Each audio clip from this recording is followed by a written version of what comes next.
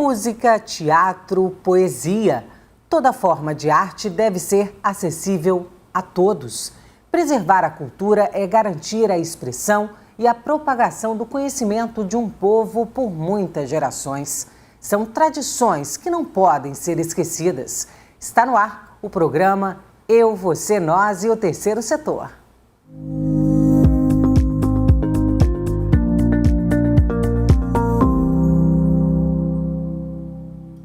No programa de hoje, você vai conhecer o trabalho dos coletivos que promovem a cultura em comunidades de todo o Espírito Santo.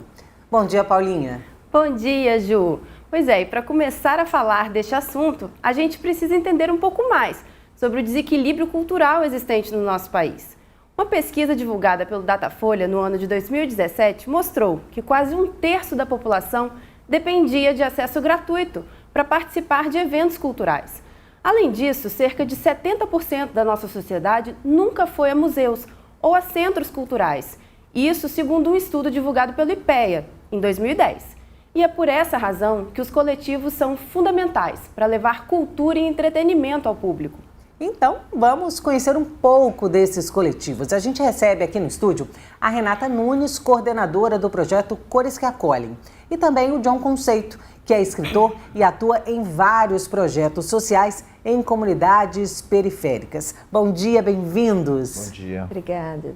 E pela internet a gente recebe a Geisiane Teixeira. Ela é jornalista e coordenadora de projetos no Ateliê de Ideias. Bom dia, Geisiane, seja bem-vinda. Bom dia, gente. Obrigada pelo convite. A gente que agradece. Bom dia. E para começar o nosso bate-papo, vou começar com você, John. Você que é um jovem periférico, né? Fala um pouquinho para a gente sobre os projetos sociais que você desenvolve nas comunidades. Os projetos eu comecei a desenvolver ainda adolescente, dentro do meu bairro Vila Garrido, né? Uhum. Na época que eu comecei a desenvolver, na verdade eu não sabia nem o que era coletivo, né? Não sabia o que era que a gente estava fazendo direito ali no bairro, mas a gente sempre foi articulado. Quando a gente fazia nossos eventos na praça, por exemplo, batalhas de rima, na época que as batalhas não eram tão popular, no começo dos anos 2000, né?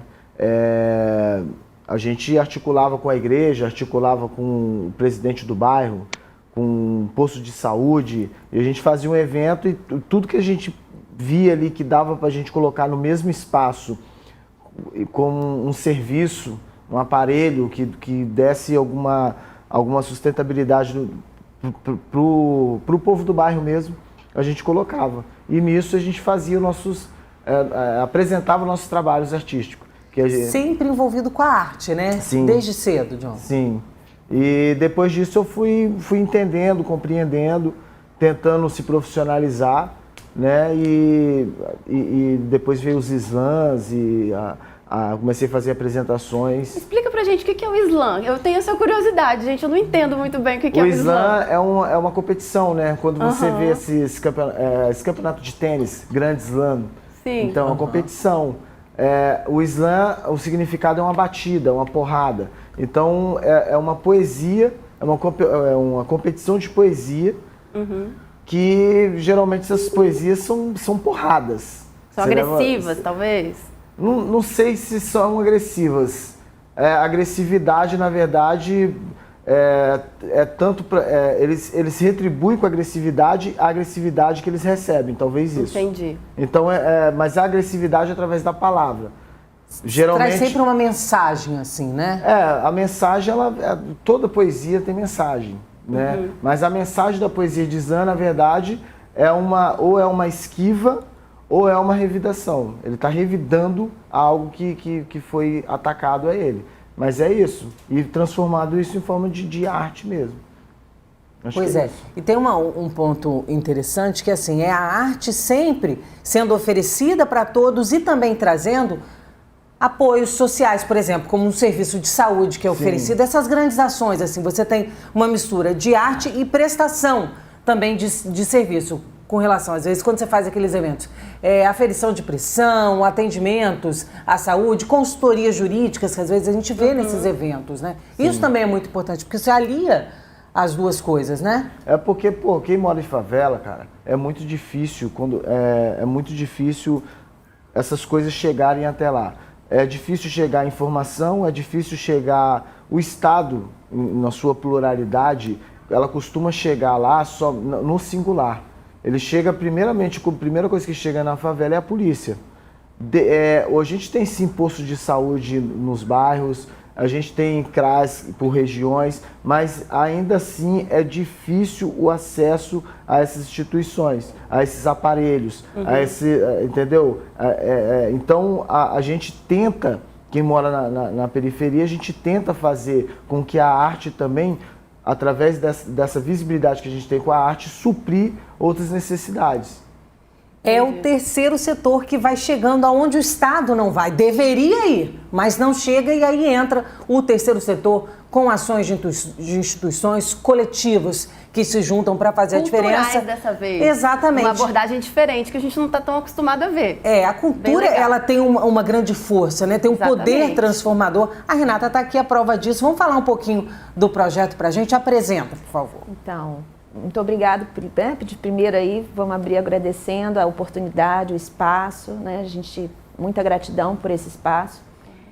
O Cores que Acolhem, ele é um coletivo de cultura que nasceu no bairro de Jardim da Penha. Hoje a gente tem mais de 15 produtores culturais unidos aí, com as mais diversas formações. Então a gente tem advogado, a gente tem administrador, a gente tem médico, né? Então, assim, são as mais diversas, gestor de projeto, as mais diversas formações. E todos tendo em comum o amor pela cultura, né? Todos trazendo aí esse DNA da cultura como vetor de transformações sociais.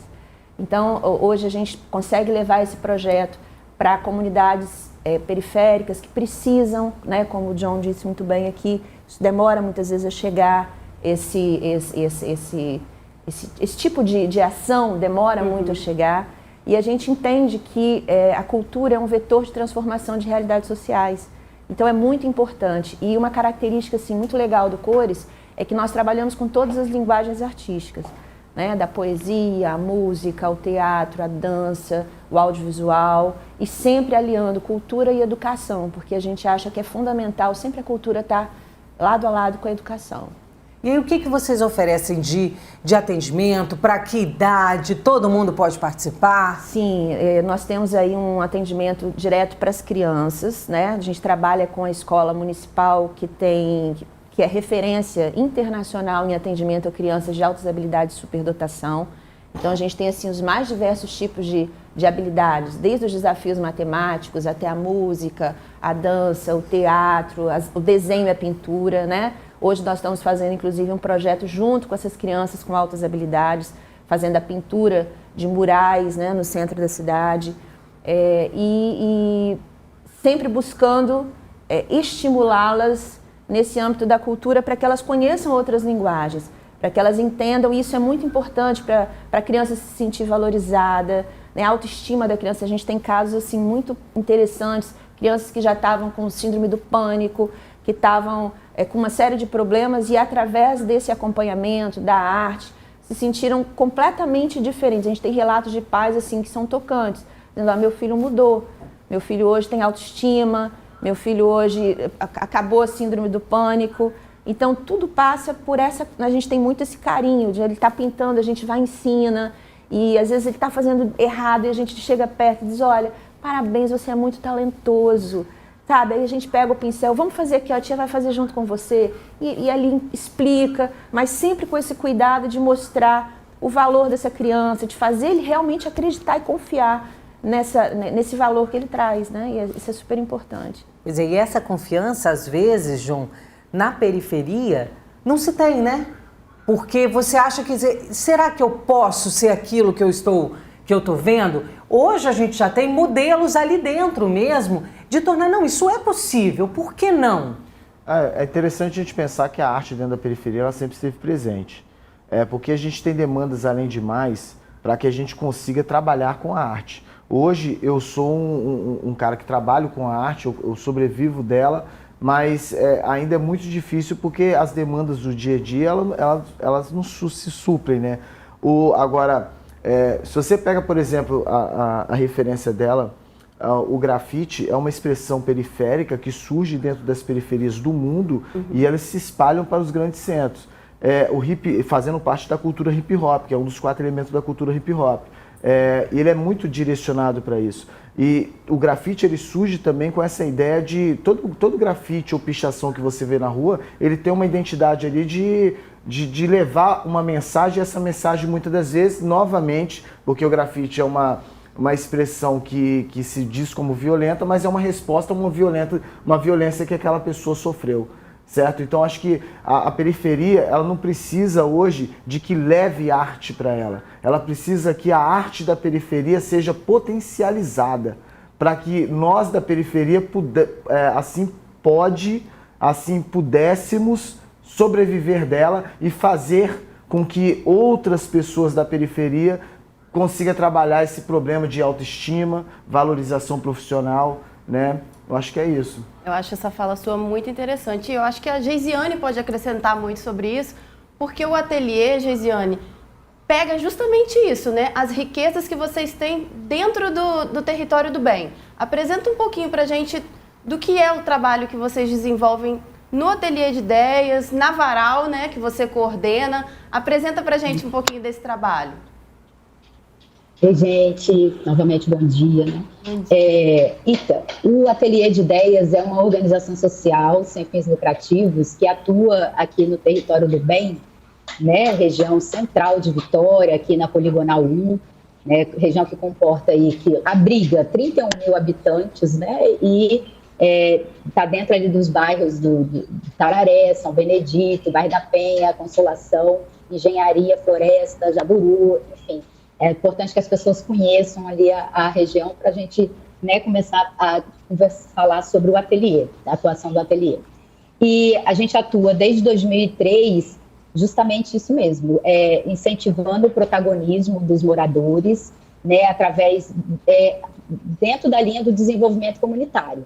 Então, quando a gente pensa em cultura, a gente pensa em cultura enquanto direito, né, direito do morador, né, no escopo dos direitos humanos, de acessar diversas linguagens culturais, artísticas, né, e o morador tem esse direito e o Estado tem esse dever, né, de garantir esse direito do morador, né, para o morador.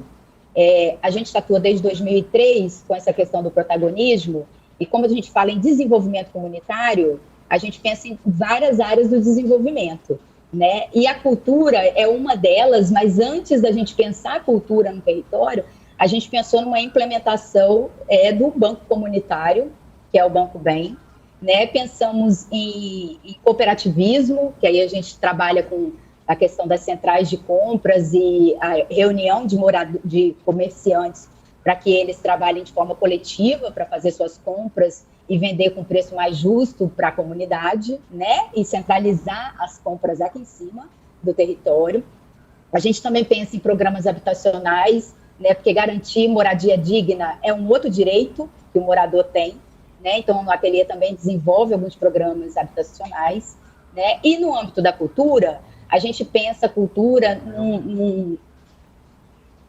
como forma de construir para o território, construir uma imagem social e cultural positiva dessa região, com expressões artísticas, né, através de expressões artísticas, através de ferramentas de comunicação.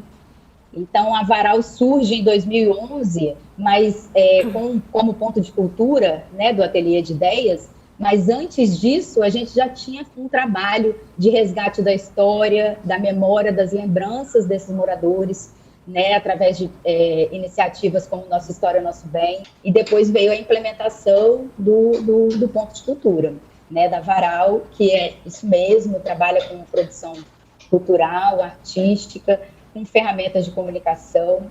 A gente oferece ciclos anuais de formação, e dentro das formações, os participantes têm a possibilidade de prestar serviço nessas áreas de formação que ele está passando. Né? Mas uma das nossas expertises aí é a produção de identidade visual, que muitas vezes a gente traz o grafite aí para dialogar, né? E também a fotografia, que é o nosso carro-chefe. Então, nesse escopo, a Varal já produziu mais de 8 exposições fotográficas retratando, moradores e lugares daqui do território do bem. Vou exibir uma reportagem aqui. No começo da sua fala, me chamou muita atenção que você falou num ponto: direito. Todos têm direito de ter acesso à cultura, mas isso nem sempre acontece. A cultura ela é um instrumento de educação e nós vamos te mostrar agora a emoção de crianças ao assistirem uma peça de teatro pela primeira vez. Arthur cursa o primeiro ano do ensino fundamental numa escola pública de Vila Velha. Aos 7 anos de idade, nunca foi ao teatro. A professora anunciou a novidade e foi o bastante para atiçar a curiosidade do garoto. É a primeira vez. E qual a sua expectativa? O que você acha que vai ter lá? Eu acho que vai ter um show irado. Enquanto a meninada fica na expectativa, a trupe, como são chamadas as companhias teatrais, prepara o show. Um retoque na maquiagem, um ajuste no figurino. É uma trupe pequena, formada por uma atriz, um ator e o diretor da peça, mas é empenhada em levar a magia do teatro para a vida dos pequenos. É muito gratificante, né? A palavra é essa. E também é um estímulo que faz com que a gente permaneça na profissão. A nossa peça Geladeira Mágica, ela surge com o propósito de incentivar o desenvolvimento de uma consciência alimentar. Então as crianças são convidadas, a partir de referências clássicas da nossa literatura mundial, a pensarem um pouco mais sobre aquilo que elas comem, de onde vêm esses alimentos e a importância que isso tem de desenvolver uma consciência a esse respeito, para que elas consigam se desenvolver com uma perspectiva mais saudável, né? Quase na hora do espetáculo começar, a atenção na sala de aula já se divide entre a professora e a novidade que está por vir. Você está ansiosa para ver essa peça aqui? Tô muito. Fiquei até curiosa para saber o que é. Os atores já estão prontos para entrar em cena. E a plateia, olha só, cheia de curiosidade. Assim como o Arthur, muitos desses pequenos estão tendo a oportunidade de assistir a uma peça de teatro pela primeira vez na vida.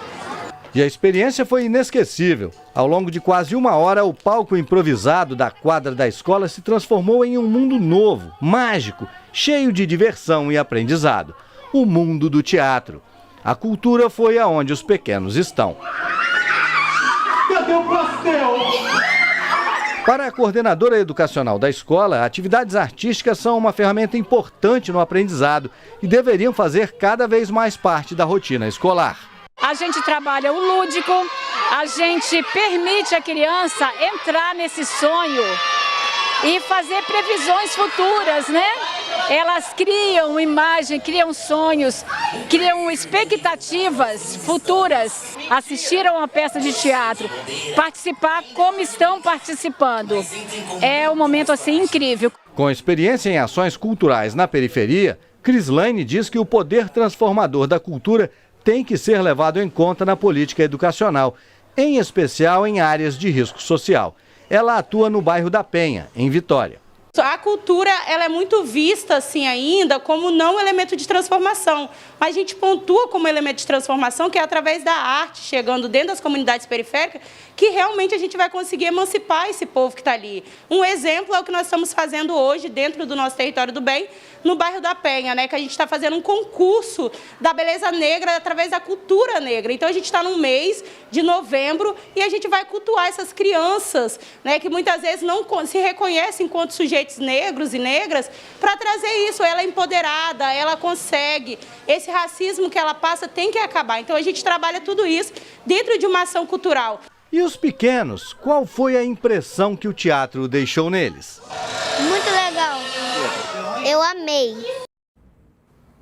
É o poder transformador da cultura, realmente. Agora, Renata, vocês trabalham muito com crianças, né? Sim. Vocês presenciam esse primeiro contato das crianças com a cultura? Como é que é essa experiência?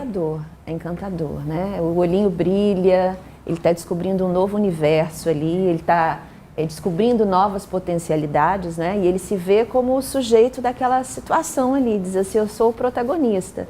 Então é muito bacana a gente assistir isso e esse poder, realmente esse poder transformador da arte, né? Da cultura e da arte. Você falou também sobre uma parceria que vocês fizeram com a ACACE, que foi com base na narrativa das crianças. Como é que foi isso? Isso. Nós fizemos a revitalização da sede da ACACE, que é uma instituição maravilhosa, faz um trabalho lindo, né? De combate ao câncer infantil, apoiando as famílias e as crianças. e nós fizemos toda a revitalização da sede da ACACE com base na narrativa das crianças com câncer. Então foi muito legal, a gente fez oficinas e a partir dessa narrativa nós desenvolvemos, nós criamos as artes que estão estampadas nas paredes da ACACE. E ficou muito lindo, ficou muito lindo. Ficou, a gente vai lá nossa, é linda, né? A sede da ACACE colorida. É linda, tem um trabalho muito legal. Agora vamos ver uma apresentação que foi produzida pelo projeto Cores que Acolhe? Roda aí.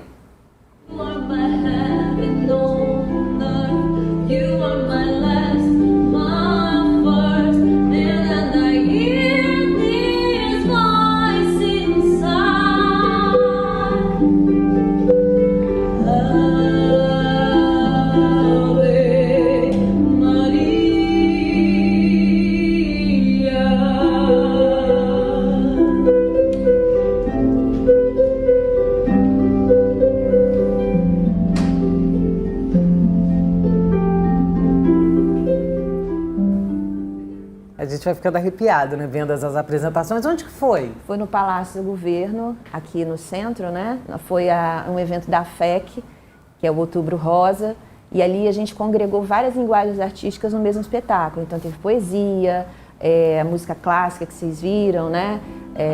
O canto, né? Enfim, foi muito lindo. Teve dança também, que eu acho. Dança, que E aí, Renata, você tocou no ponto das crianças, né? O atendimento das crianças. Mas não é só criança que vocês atendem. Tem ali, por exemplo, tinha uma jovem, tem os adultos, tem a terceira idade também nos projetos. Sim, hoje, por exemplo, a gente está fazendo pinturas aqui no centro e a gente está recebendo muitos pedidos de pessoas da terceira idade querendo pintar com a gente. Ontem mesmo a gente recebeu, tá até no nosso Instagram, nos nossos stories aí, a gente recebeu uma pessoa, uma fofa, né, que ela estava se recuperando, tinha quebrado o pé, ela falou assim, eu tenho certeza que isso vai ser importante para a minha recuperação. E aí foi pintar com a gente, ficou super feliz. Então a gente, assim, realmente a gente faz jus ao nosso nome, né, a gente acolhe mesmo. A gente falou em pintura, estava conversando aqui no intervalo com o John sobre a questão do grafite, que você lembrou aqui. O grafite, ele vem da periferia e ele ganhou um mundo. Certo. Vamos falar dessa força do grafite no Espírito Santo, essa arte aqui no nosso estado?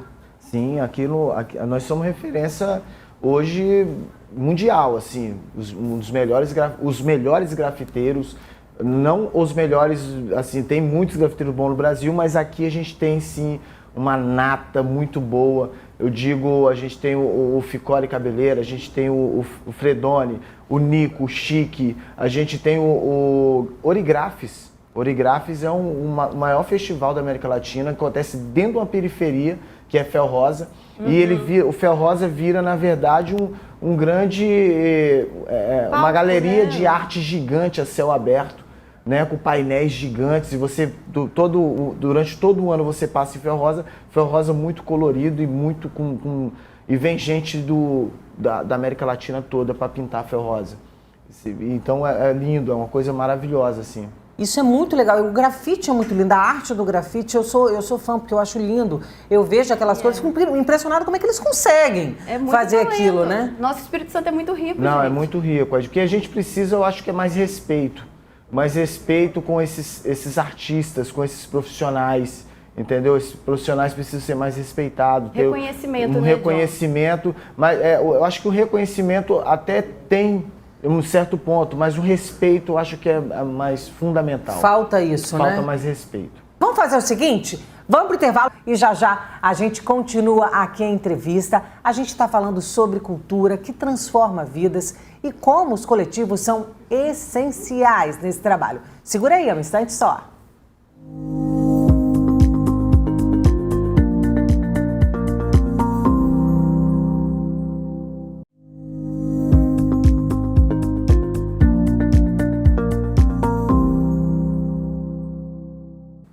De volta e no programa de hoje o tema é o trabalho dos coletivos para promover a cultura em comunidades de todo o Espírito Santo. E a gente recebe na nossa roda de conversa Renata Nunes, que é coordenadora do Projeto Cores. Também recebemos o John Conceito, que é escritor e atua em vários projetos sociais em comunidades periféricas. E pela internet, a Geisiane Teixeira, que é jornalista e coordenadora do projeto Ateliê de Ideias. Bem, agora a gente vai falar sobre uma data que foi criada para celebrar os potenciais encontrados nas periferias. o Dia da Favela vai ser sempre lembrado. Vamos conferir a reportagem. Favela, morro, comunidade, periferia. Lugar pouco conhecido por quem não mora lá e quase sempre incompreendido. Território das classes menos favorecidas, muitas vezes associado somente à criminalidade. Para enfrentar esse preconceito, a CUFA, Central Única das Favelas, criou um dia específico para homenagear as comunidades periféricas. O Dia da Favela é uma data que a gente escolheu realmente para fazer uma reflexão.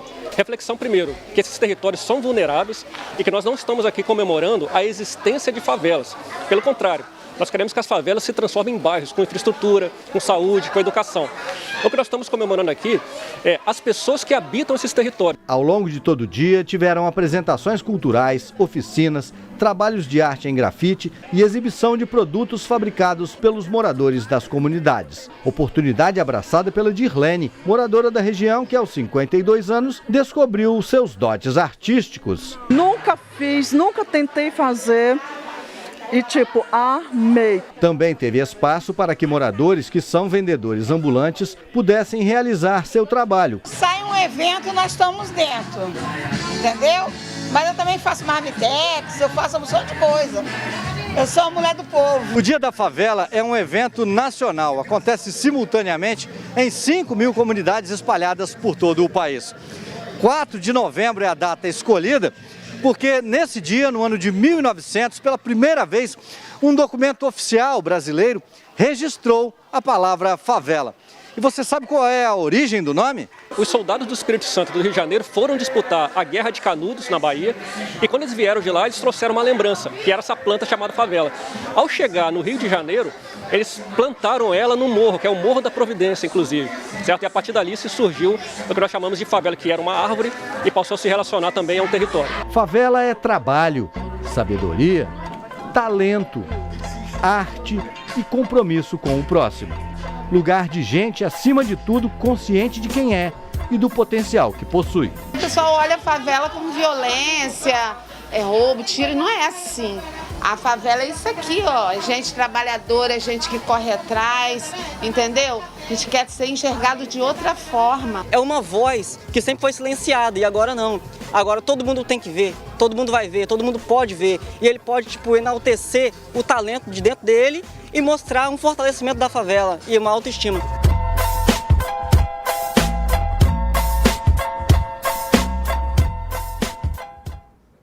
Que legal a reportagem, né? O Dia da Favela, ele é celebrado no dia 4 de novembro. E deixa eu voltar a falar com o John, daqui a pouco a Geisiane vai explicar pra gente. A gente terminou, inclusive, essa reportagem mostrando um grafiteiro. E aí eu te perguntei, me fala um pouquinho dele. Ele é uma referência também aqui? O Rap Man? Rap Man é, com certeza. O Rap Man, ele agora, se eu não me engano, já deve ter concluído, inclusive, a UFES, né, fazendo arte.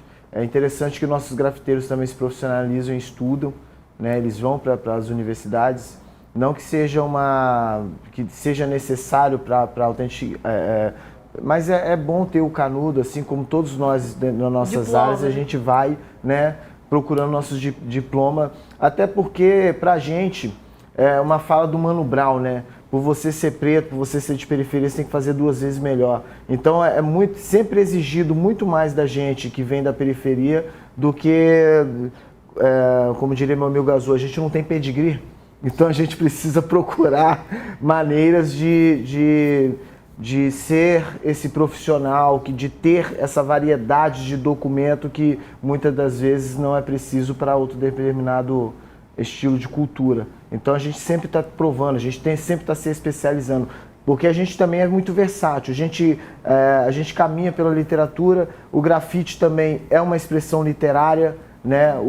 A cidade é um caderno de caligrafia e o grafiteiro ele usa muito disso. Talhe arte, né? Para todos verem, né? E a gente vai, é por isso que a gente dialoga muito. Eu acho que todo esse universo faz parte, na verdade, da cultura hip hop.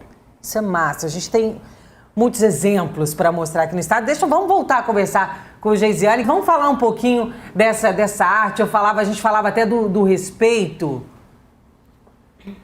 Sim, então, e aí a gente pensa no respeito dos dois lados, né? O respeito do morador que está recebendo aquela expressão artística ali na sua região, muitos deles ainda, dependendo da manifestação artística que esteja acontecendo, nunca tiveram acesso, como foi até colocado na pesquisa aí que a Paula citou no início do programa, né? Como questão de museu, de peças teatrais, né? Então, a gente busca trazer algumas expressões que o morador nunca teve acesso, uma série de dificuldades dele acessar a cidade mesmo, e acessar esses espaços culturais. Não basta um teatro oferecer uma sessão a R$1, sendo que o morador não pode sair da comunidade para descer e até 9 horas é a última linha, o último horário do ônibus dele, ele vai subir como depois, entendeu? Sendo que o espetáculo termina mais de 10. Em relação aos profissionais da cultura, a gente paga o profissional o merecido, né? Por quê? Porque a gente quer ver os profissionais de arte e cultura igual o John, que hoje consegue viver da arte que ele produz, entendeu? E é isso que a gente quer ver, né? Nos profissionais que estão dentro da comunidade e que estão aqui produzindo para os próprios moradores, entendeu?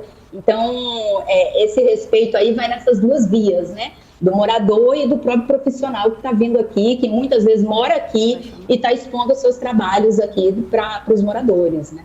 Mas eu acho que aí que é o grande lance do trabalho que vocês fazem, porque o acesso à cultura que vocês proporcionam, o interessante é isso, porque vocês colocam a cultura acessível dentro da comunidade, porque é o que o João estava falando do grafite, por exemplo.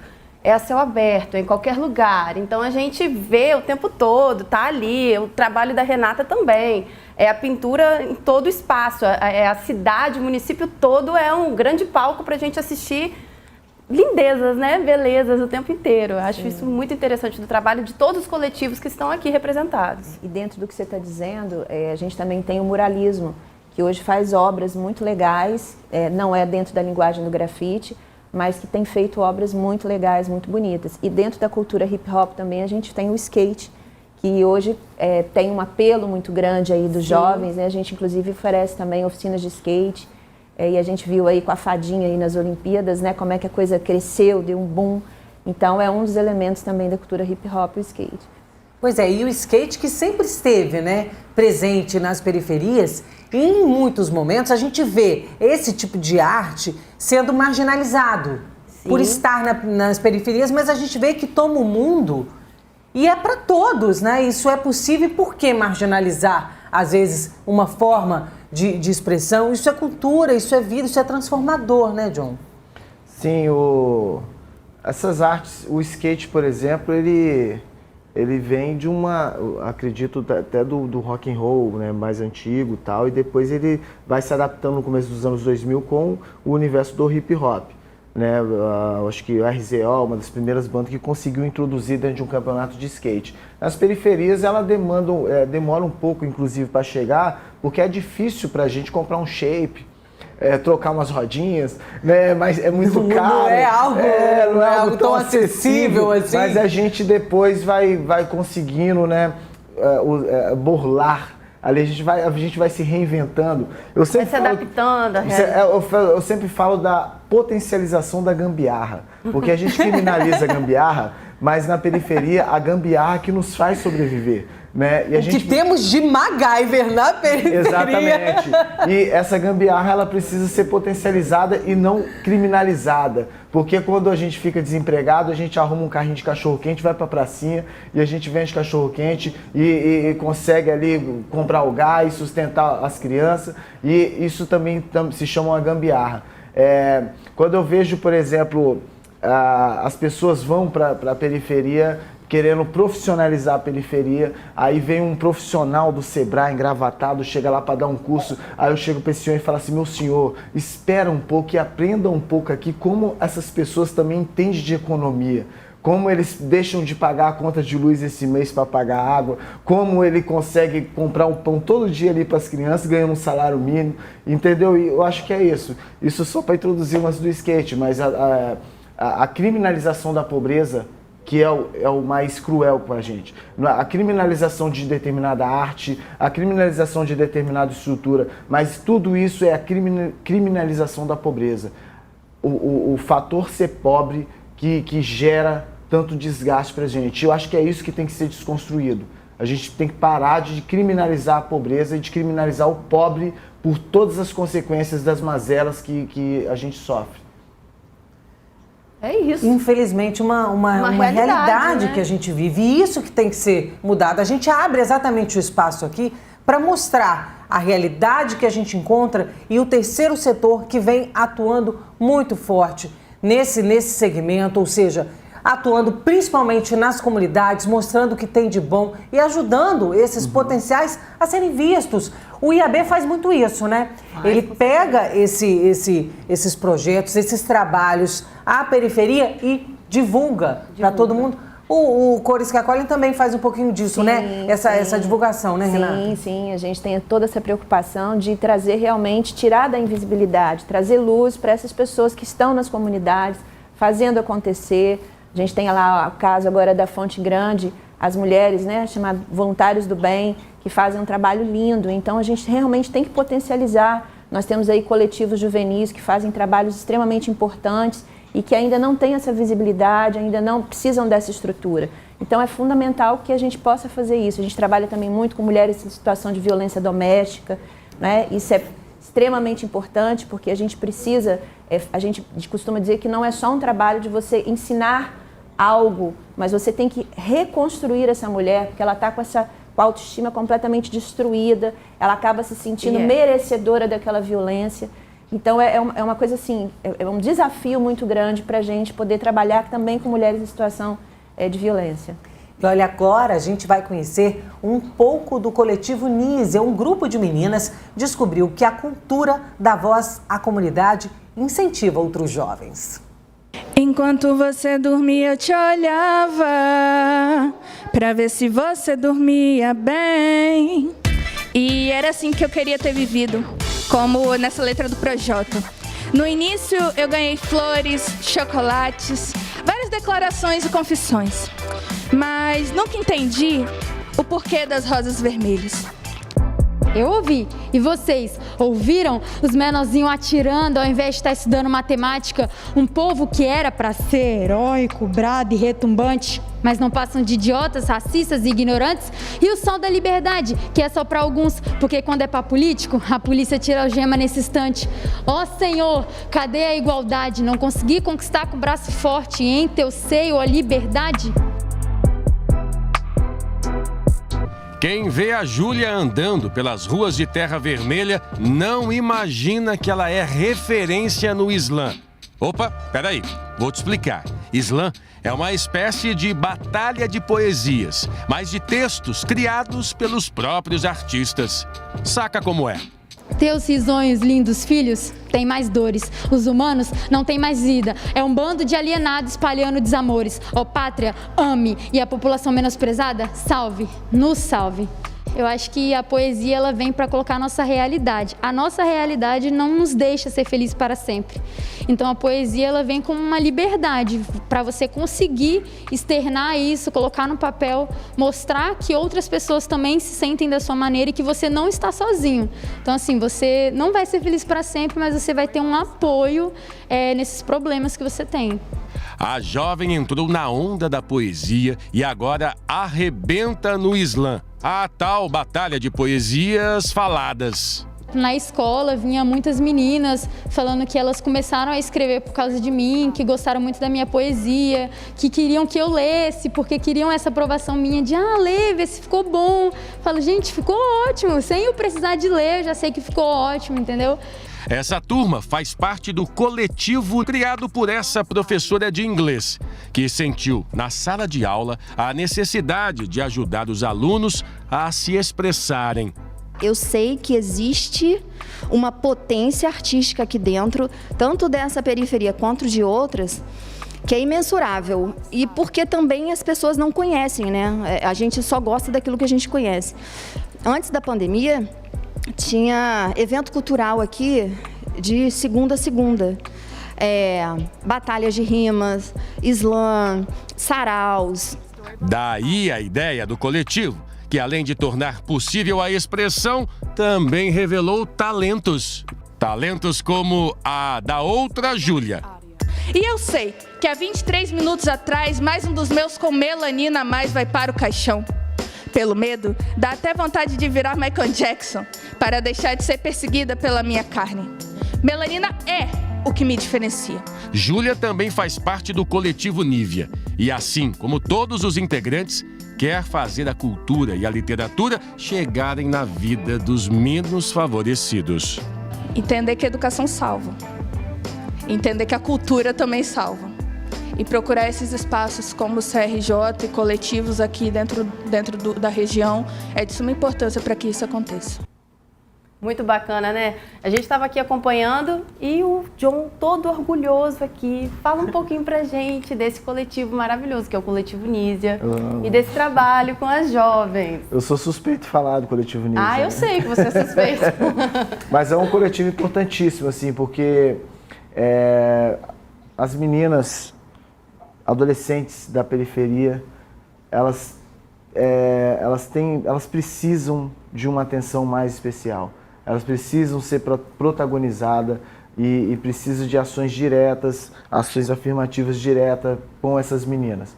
Porque são meninas que passam por todos os tipos de violência e crueldade desde criança. E muitas das vezes não tem aonde falar, não tem com quem falar e não tem com quem desabafar. E muitas das vezes são apontadas como a violência que elas sofrem como culpa delas, né? E o Coletivo Nízia eu acho que é fundamental por causa disso. Eu acho que essa coisa da violência que nós mulheres sofremos, revitimização que a gente sofre, né? Uhum. Isso acontece o tempo todo. O tempo todo. E você utilizar da cultura como uma ferramenta de resgate e resistência é uma coisa inovadora, que a gente não vê o tempo todo. Por isso que eu achei tão interessante esse coletivo. Porque, na verdade, a gente passou épocas, por exemplo, no Brasil, que não podia fazer cultura. Cultura, ela é muito... A cultura, dependendo da cultura, ela é criminalizada por isso. Porque quando tudo acaba, só sobra arte pra gente. Uhum. Quando a gente não tem mais saída pra nada, só não sobra a arte. E a arte faz com que a gente viva um pouco de utopia que nos sobra, que a gente sem a utopia a gente não consegue. A gente precisa, o que é a utopia? É a fé diária que a gente precisa para sobreviver. Então quem tem uma religião, quem segue, a gente precisa desses dogmas para a gente conseguir sobreviver. A arte é isso. Com certeza. Agora, Geisiane, eu estou vendo você aí concordando, balançando a cabeça. Você também recebe muito desse público feminino jovem, né? Como é que são essas iniciativas aí no Território do Bem? Como é que vocês trabalham nesse sentido? Só uma observação, é muito empoderador, né, ver a matéria da Nízia, do coletivo. Sim. Né, porque a poesia é cura, né? É resistência, né, em cima de resistência. Então é uma potência ver o trabalho dessas meninas. Bom, vamos lá. Aqui dentro do território, o que acontece? A Varal, ela trabalha com produção artística e cultural e formação. A gente não tem esse recorte de gênero, né? Uhum. Mas sim, a gente atua tem muitas meninas que buscam o nosso espaço, né? E desenvolvem aqui suas atividades aqui dentro do espaço da Varal. A gente atua em parceria com o Fórum dos Moradores e com o Fórum de Juventude do Território do Bem, né, que é um fórum formado por jovens, mulheres, homens, né, dentro do moradores aqui, jovens moradores aqui do território. Eles usam o espaço da Varal para desenvolver suas próprias atividades, né, e para fazer suas discussões, seus diálogos, enfim,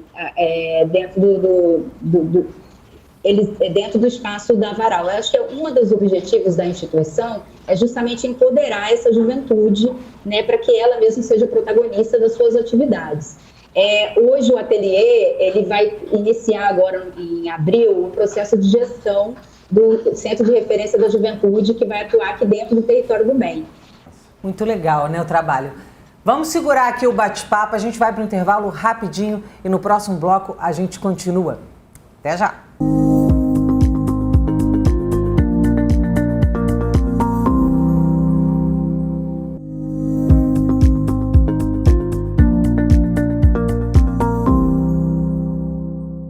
Estamos de volta com o especial Eu, Você, Nós e o Terceiro Setor. Hoje a gente está aqui falando sobre a cultura e o poder que ela tem de transformar vidas, mudar a realidade. Estamos aqui com a Renata, o John, que trabalham com coletivos, trabalham exatamente com esses projetos muito voltados para a cultura. Renata, fala um pouquinho do trabalho que vocês estão fazendo no Centro de Vitória. Então, nós estamos fazendo aí um trabalho de revitalização em pinturas, contando a história do centro. É um projeto da Prefeitura Municipal de Vitória, através da Secretaria Municipal de Cultura, que criou um edital, dando início ao processo de revitalização do centro, para se criar um corredor cultural, contando um pouco da história do centro. E aí nós estamos ouvimos os moradores, fizemos uma pesquisa online, estivemos em campo também, trouxemos as crianças para participar diretamente desse processo, porque a gente entende que esse processo de resgate da história, de conhecer a história, faz parte desse processo de cidadania, de você formar cidadãos, né, conscientes. Na Fonte Grande, reverenciando samba, né, foi muito bacana, porque a comunidade disse assim, olha, aqui nossas casas só apareciam em matéria jornalística criminal, assim, né, falando de alguma coisa muito ruim. E agora as nossas casas aparecem mostrando a arte, ressignificando espaços. E eles, uma queixa que eles tinham, a escola faz os seus ensaios, mas todo mundo acha que aqui é Piedade. Não, aqui é a Fonte Grande, a gente quer que as pessoas saibam que aqui é a Fonte Grande. Então o muro lá está gigante, né? Fonte Grande, né? Então a gente trouxe muito esse DNA para a comunidade. Belíssimas as imagens. Nossa, quando a gente estava selecionando, eu fiquei apaixonada. Eu falei com o Renato, falei, eu quero essas imagens dentro da minha casa. Eu fiquei de tão encantada que eu fiquei. Que bom, belíssimas. Vamos chegando nos momentos finais, Geisiane, do nosso programa. Deixa o seu recadinho pra gente. O que você gostaria de passar para o público nesse momento? Então, eu quero dar um spoiler. Ah, por favor. Então, o ateliê, em parceria com a Prefeitura de Vitória, né, conseguimos trazer aqui para o nosso território a galera do Cidade Quintal, né, e nós estamos implementando no São Benedito uma rota de turismo, né, e que a gente acredita que vai aquecer essa comunidade, né, e também vai propiciar várias implementações de produções artísticas e culturais aqui, e vai trazer o morador da cidade, do estado, do mundo, né, a conhecer aqui o nosso território, né, onde se descentraliza o maior farol da Marinha do Brasil, né, que é o farol de São Benedito, maior em altitude, né, e tem uma vista maravilhosa lá de cima, de 360 graus.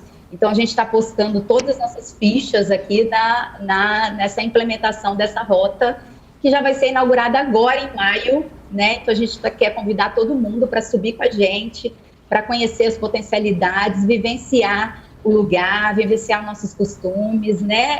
Conhecer os moradores que estão assim, ansiosos para receber ali os visitantes, né? Então é isso, gente, vão subir com a gente. Claro, vamos sim, muito legal, adorei esse spoiler, já estou curiosíssima para ver como é que vai ser. E os painéis foram tudo através de tudo de forma colaborativa e participativa, né, dos moradores. Então tem morador que pintou a identidade, desenhou a identidade visual da rota, tem morador que está pintando também junto com a galera do Cidade Quintal, né? O morador decidiu, liberou o muro das suas casas para fazer as pinturas, entendeu? Então, assim, decidiu o que ia entrar, o que não ia, porque tudo foi na base do resgate da memória, né? Entendeu? Então, assim, a gente está pintando nos painéis as lembranças dos moradores ali, né? E eles também definiram os pontos da rota, os pontos turísticos aí, o que vai ganhar o mural, o que serão os painéis e aonde serão, entendeu? Subir essa ideia. A gente está numa agitação só aqui no território. Mas nós vamos acompanhar, viu, Geisiane? Vamos sim. Vamos subir Renata, vamos subir John, vamos subir todo mundo em geral, porque vai ser bem bacana. Já tenho que voltar na Varal, tem tempo que eu não passo lá. Tá vendo aí, ó? Parceria de milionário. Uma ótima oportunidade, né? Sim. É isso, mas assim, a Varal, esse período de pandemia também a gente ficou muito tímido com as nossas ações, né? Praticamente nada, porque realmente o território ele foi muito impactado, como todas as periferias, né, foi muito impactado e a gente voltou o nosso olhar para um outro tipo de cuidado aqui para o morador, né? Muito legal, Geisiane. Olha, queria te agradecer muito por ter dividido com a gente. Parabéns pelo trabalho seu. Eu sei que tem uma turma toda por trás. Muito obrigada, viu? Um super beijo para você. Um ótimo domingo.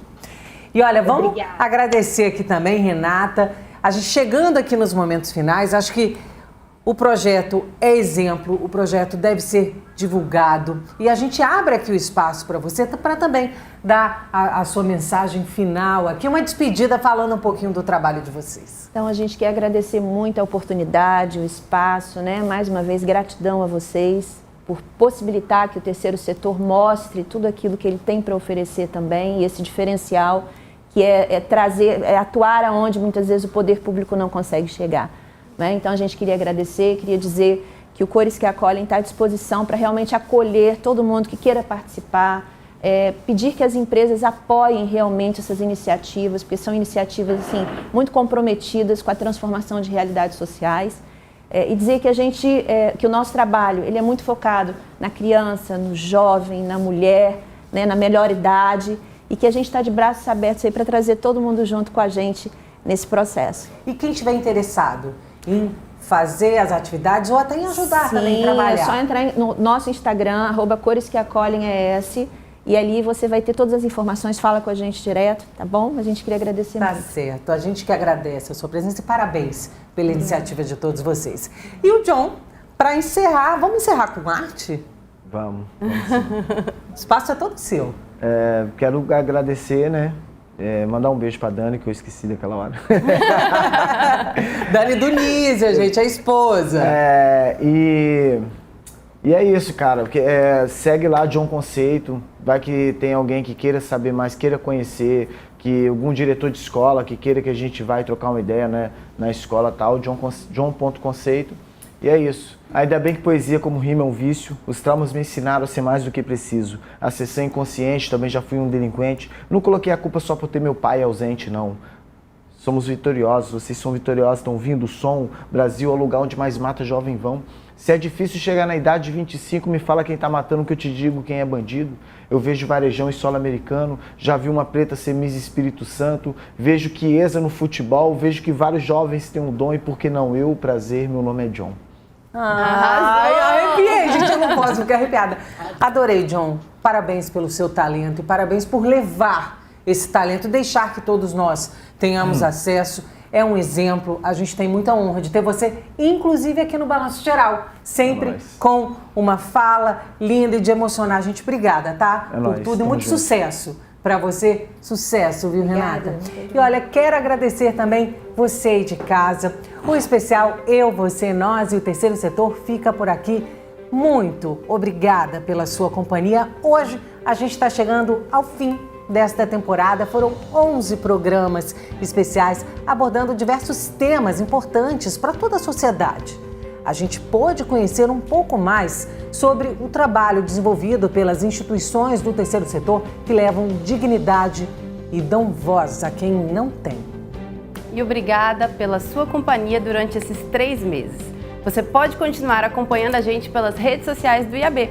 E se você perdeu algum episódio da temporada, corre lá no nosso canal do YouTube. E se você também atua no terceiro setor e quer receber o apoio do IAB, entre no site e faça o seu cadastro. O site é institutoamericoboaz.com.br. Muito obrigada, um bom domingo e até breve. Um ótimo domingo para vocês. Muito obrigada pela companhia e a gente se vê. Tchau, tchau. Tchau, gente.